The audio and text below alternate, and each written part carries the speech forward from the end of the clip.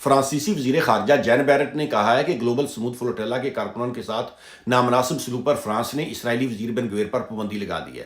ان کا کہنا تھا کہ بن گویر اب ہمارے ملک نہیں آ سکیں گے۔ واضح رہے کہ چند دن قبل اسرائیلی فوج نے غزہ جانے والی سموتھ فلوٹیلا کے کارکنان کو گرفتار کیا تھا اور ان کے ساتھ بدسلوکی اور تشدد کی ویڈیو بھی جاری کی تھی، جس پر پوری دنیا سے سخت رد عمل آیا تھا۔ یہ خبر تو سبھی نے سن لی، سوشل میڈیا پر وائرل رہی، لیکن سوچنے والی بات یہ ہے کہ اس وقت دنیا کے جتنے بھی مسلم ممالک ہیں، کیا کسی بھی مسلم ملک کا وزیر خارجہ یہ جرت کر سکتا ہے کہ وہ اسرائیلی وزیر پر پابندی لگا دے، علامتی طور پر ہی صحیح؟